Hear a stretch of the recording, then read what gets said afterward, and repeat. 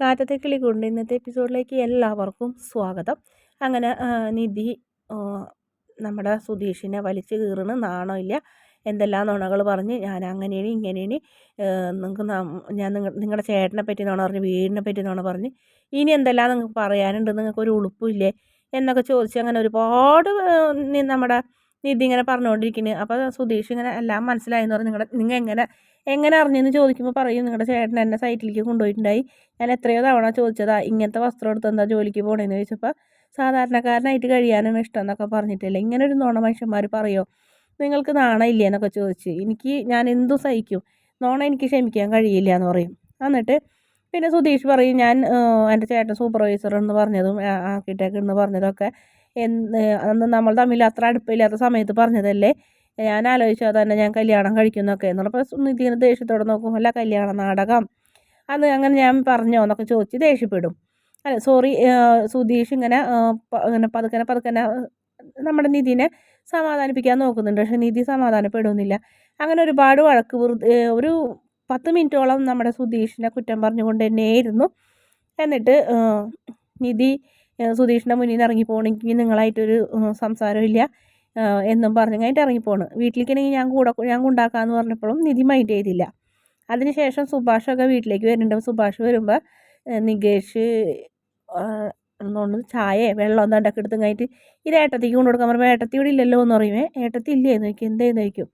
സുഭാഷ് ഏട്ടൻ്റെ കൂടെ പോയിട്ട് വന്നിട്ടില്ല, ഇൻ്റർവ്യൂവിന് പോയി വന്നു, എന്നിട്ട് പിന്നെ സുഭാഷ് ഏട്ടൻ സൈറ്റിലേക്ക് കൊണ്ടുപോകണ്ടായല്ലോ എന്ന് പറയും. അപ്പോഴത്തേനും സുഭാഷ് വരുന്നുണ്ട്. അപ്പോൾ സുഭാഷിനോട് ചോദിക്കും, എന്തിനാ നിധി ഏട്ടത്തി എന്തേന്ന് ചോദിക്കുമേ, നിധി ഇങ്ങോട്ട് വന്നില്ലേ എന്ന് പറയും. അപ്പോൾ തന്നെ സൈറ്റ് കണ്ട് ഇങ്ങോട്ട് വന്നല്ലോ എന്ന് പറയും.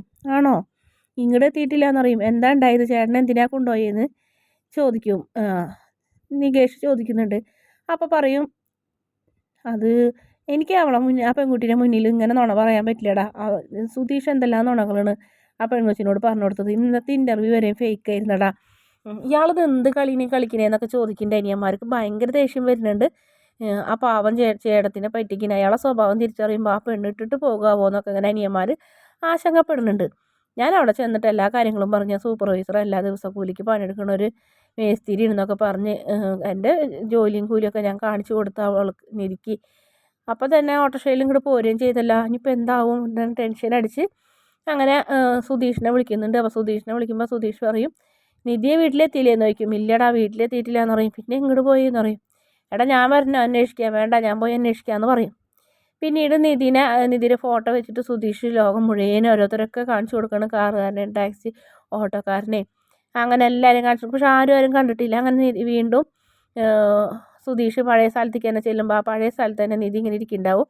എന്നിട്ട് വീണ്ടും ചെന്ന് ചോദിക്കുന്നുണ്ട്, എത്ര നേരമായി ഞാൻ അന്വേഷിച്ച് കിടക്കണേ, എന്തിനെങ്ങനെ വിഷമിപ്പിക്കുന്നത്, വീട്ടിലേക്ക് എത്തിയിട്ടില്ല എന്നുകൊണ്ട് സുഭാഷ് ഏട്ടൻ പേടിച്ചിട്ട് വിളിച്ചിട്ടുണ്ടായിരുന്നു എന്ന് പറയും. എന്നിട്ട് വീണ്ടും വഴക്കുണ്ടാക്കുകയാണ് നിധി. ഞാൻ പറയും, അപ്പോൾ നിധി പറയും, എനിക്ക് നിങ്ങളായിട്ട് സംസാരിക്കേണ്ട, എനിക്ക് നിങ്ങളെന്തെല്ലാം നുണകൾ പറഞ്ഞു, എനിക്ക് നിങ്ങളോട് വെറുപ്പാണ് എന്നൊക്കെ പറയും. ആയിക്കോട്ടെ, ഞാൻ പറഞ്ഞല്ലോ എൻ്റെ സാഹചര്യത്തിനനുസരിച്ച് ഞാൻ അങ്ങനെ പറയുള്ളൂ, ഞാൻ മറ്റുള്ളവരോട് ഒന്നും എൻ്റെ കാര്യങ്ങളൊന്നും പറയാറൊന്നുമില്ല, അങ്ങനെയാണ്, നമ്മൾ തമ്മിലൊരു അടുപ്പമില്ലാത്ത സമയത്ത് ഞാൻ പറഞ്ഞതാണ്, പറ്റുമെങ്കിൽ എന്നോട് ക്ഷമിക്കുമെന്ന് പറയും. അതൊക്കെ പോട്ടെ, ഇന്നത്തെ ഇൻ്റർവ്യൂവിൻ്റെ കാര്യം അവിടെ നിന്ന് പറയും. ഇന്നത്തെ ഇൻ്റർവ്യൂ നിങ്ങൾ പറഞ്ഞിട്ടല്ല, നിങ്ങൾ എന്താ പറഞ്ഞത്, സുഭാഷ് ഏട്ടൻ്റെ കെയർ ഓഫിലെന്നല്ലേ പറഞ്ഞത്, എന്നിട്ട് എന്തിനാ നിങ്ങൾ സുഭാഷ് ഏട്ടൻ്റെ പേരെടുത്തിട്ട് നിങ്ങൾക്ക് നിങ്ങളെ ഏൽപ്പിച്ചെന്ന ജോലി എന്ന് പറയായിരുന്നില്ലേ? അത് നിധി എപ്പോഴും സുഭാഷ് ഏട്ടനോടല്ലേ ജോലിയുടെ കാര്യം പറഞ്ഞിരുന്നത്, സുഭാഷ് ഏട്ടനല്ലേ എൻജിനീയറിൻ്റെ അടുത്ത് അറിയുന്ന ആൾക്കാരൊക്കെ, അതുകൊണ്ടാണ് സുഭാഷ് ഏട്ടൻ്റെ പേര് പറഞ്ഞത്. പിന്നെ സുഭാഷ് ഏട്ടൻ ഒരു ക്രെഡിറ്റ് ആയിക്കോട്ടെ എന്ന് വിചാരിച്ച് ക്രെഡിറ്റ് ആ സുഭാഷ് ഏട്ടനോട് ചോദിച്ചപ്പോൾ അത് വെറുതെ വിഷമിച്ച് നിൽക്കുകയായിരുന്നു എന്ന് പറയും. ഇന്നത്തെ ഇൻ്റർവ്യൂവിൽ സുഭാഷ് ഏട്ടൻ ഒരു പങ്കുമില്ലാന്ന് പറയും. സത്യം പറ, ഇന്ന് ഇൻ്റർവ്യൂ ഉണ്ടായിരുന്നോ, അത് നിങ്ങളുടെ നാടകമല്ലേ എന്നൊക്കെ ചോദിക്കും. അങ്ങനെയൊന്നുമില്ല, ഞാൻ ദേ ഇപ്പോൾ വിളിച്ചു തരാവനേന്ന് പറയും.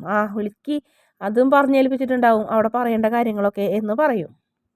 അങ്ങനെയൊന്നുമില്ല നിധി എന്ന് പറയും, ഞാൻ ദേ ഇപ്പോൾ കേൾപ്പിച്ചു തരാം, ഞാൻ പറഞ്ഞിട്ട് തന്നെയാണ് എൻ്റെ കൂട്ടുകാരൻ്റെ കമ്പനിയിലാണ് ജോലി, അവൻ്റെ അച്ഛനുണ്ടായ കാരണം ഇൻ്റർവ്യൂ ചെയ്യാൻ പറ്റിയില്ല എന്നൊക്കെയാണ് പറഞ്ഞതെന്ന് പറയും. എന്നിട്ട് അനൂപിനെ വിളിക്കുന്നു, സ്പീക്കറിലിടും. അനൂപ ഞാനുണ്ടാ നിതീഷ് എന്ന് പറയും. എന്താടാന്ന് ചോദിക്കും. എടാ ഇന്നത്തെ ഇൻ്റർവ്യൂ നടക്കാണ്ടിരുന്നതേ എന്ത് കാരണത്തിലാണെന്ന് എടാന്ന് പറയും. അപ്പോൾ പറയും, ഏത് ഇൻ്റർവ്യൂ, നിധിയിലേ എന്ന് പറയും. ഏത് നിധി എന്ന് പറയും. എൻ്റെ വൈഫടാ എന്ന് പറയും. ഒരിക്കലും നടക്കാത്ത ഇൻ്റർവ്യൂ വെറുതെ ഒരു ഡ്രാമ കളിക്കാൻ വേണ്ടി നീ പറഞ്ഞതല്ലേ എന്ന് ചോദിക്കും. എടാ നീ എന്തൊക്കെ ഇങ്ങനെയൊക്കെ പറയണേന്ന് ചോദിക്കും. പിന്നെ അല്ലാണ്ട് ഞാൻ എന്താ പറയുക, ആ ഇൻ്റർവ്യൂ നടക്കൂല എന്ന് ഞാൻ നിന്നോട് പറഞ്ഞതല്ലേ, നീ മിണ്ടാണ്ട് വെച്ചിട്ട് പോയേന്ന് പറഞ്ഞാൽ അയാൾ മനഃപൂർവ്വം അപമാനിക്കുന്നുണ്ട്. അതും കൂടെ അയാളോട് നിധിക്ക് എല്ലാം പൂർണ്ണമാവും. അങ്ങനെ തന്നെ നിധി ഇനി ജീവിതത്തിൽ ഇയാളായിട്ടൊരു ബന്ധമില്ല നിങ്ങളുടെ തൊഴുത് പറഞ്ഞങ്ങായിട്ട് ഇറങ്ങി പോകുന്ന ഒരു ഭാഗത്തോടെയാണ് ഇന്നത്തെ എപ്പിസോഡിൻ്റെ അവസാന ഭാഗം. വീഡിയോ ഇഷ്ടപ്പെടുകയാണെങ്കിൽ ചാനലൊന്ന് സബ്സ്ക്രൈബ് ചെയ്യണേ.